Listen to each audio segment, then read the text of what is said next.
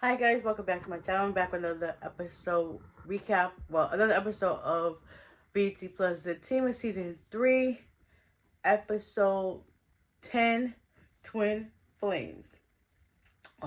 This episode had a lot to go on. Whew, but we here for it. So, Zach beats Jeremiah crazy. Um, call him all types of pussies and saying like you hit my wife, like you killed my mother. Meanwhile, you got Tony, Nathan, and Tanya. They in the back and they eventually run over to try to help him, and he just started going crazy. Nate tried to help him and he ended up flipping him on the ground.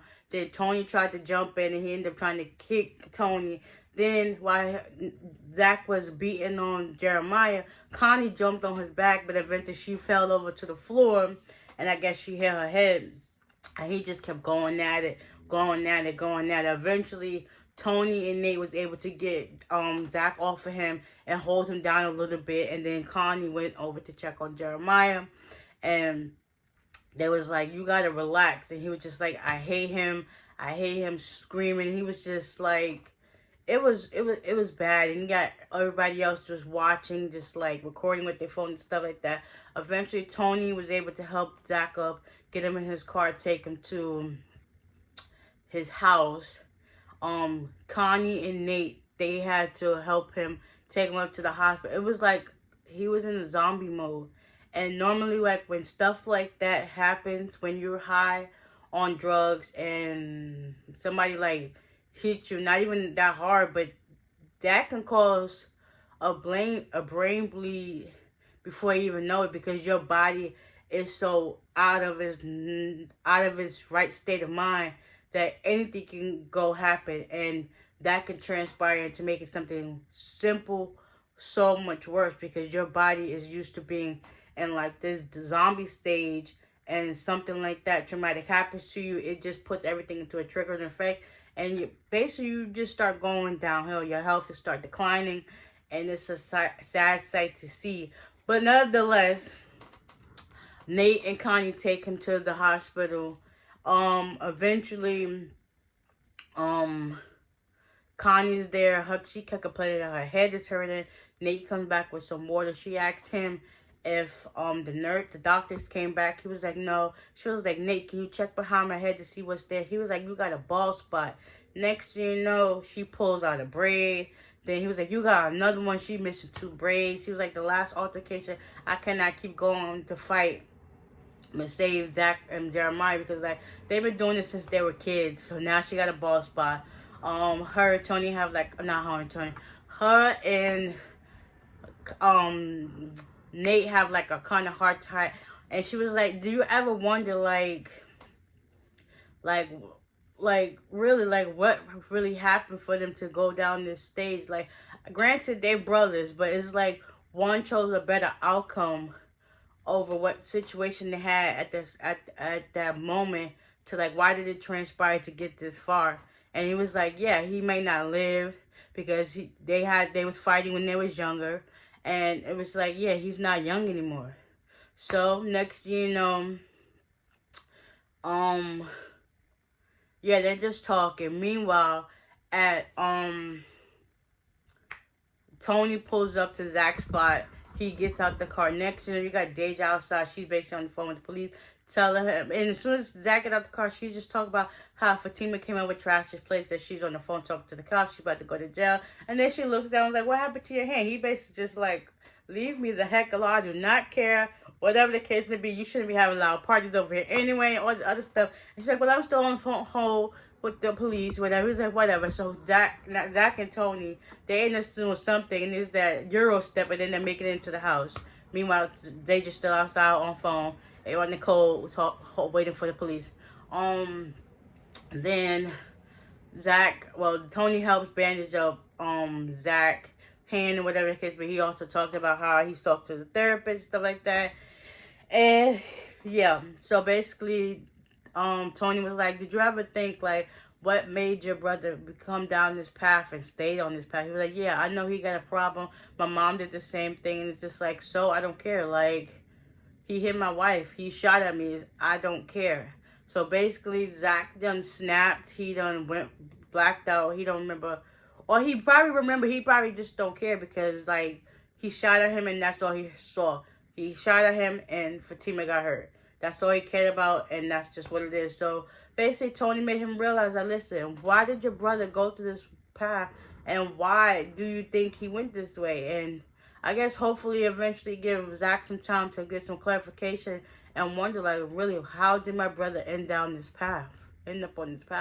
Eventually, Tony was like, where's Fatima? He was like, she's mad and whatever, she'll get over it. And I don't know. He was like, well, do you want me to call her? He was like, all right, go ahead, do what you want. He was like, with the door locked behind me? He was like, yeah, it does. So he ends up leaving.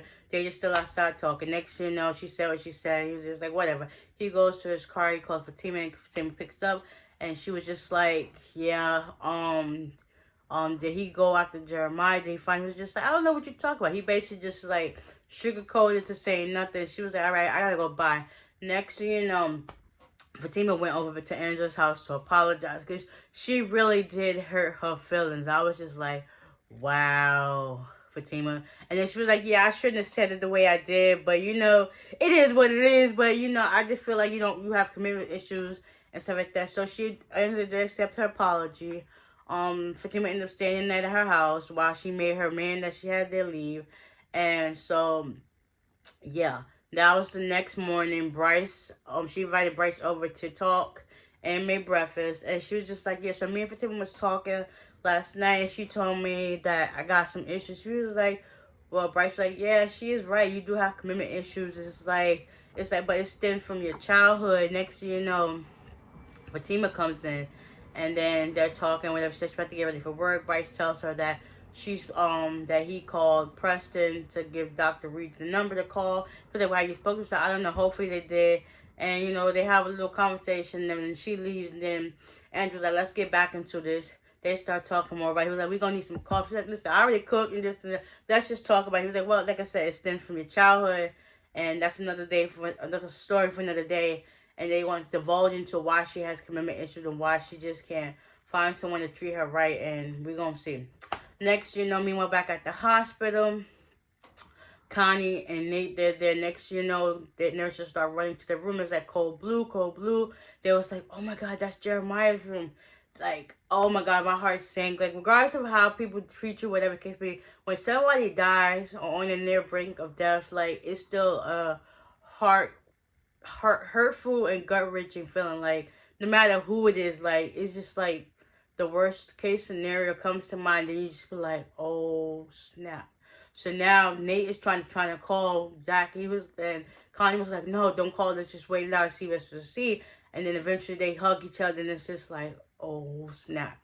Next you know, it's now the next morning, Fatima pulls up to the house.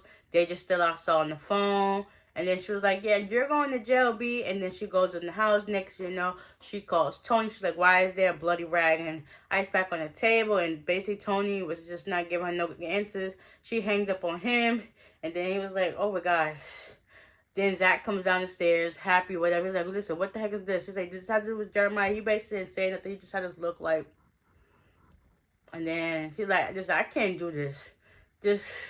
Next to them, before they could say anything else, he knock on the door, and it was the police, and they was like, Zachary Taylor, you're now under arrest for the murder of Jeremiah Taylor. But it's not even his name, but Jeremiah, whatever his last name is, whatever. And all you see is Fatima just like, and this is exactly why she didn't want to tell you. You see how your actions made consequences worse than what it really was? Like, you did all this to him while he was high on drugs. Like, had you probably waited till he was sober and, like, really thought it through, it probably would have been a different outcome. But, yeah. And they just thought she was about to get Fatima arrested. Now, look, Zach's going in. Like, yeah. You see? That's why sometimes it's best to, like, wait things out and think with a clear and level-headed. But, you know, sometimes people are full of rage that they don't see that part, and then that's how they snap. They ain't make that show snap for a reason. Like, men and women, y'all can go through it too. But, yeah. Lord have mercy. We just gonna pray.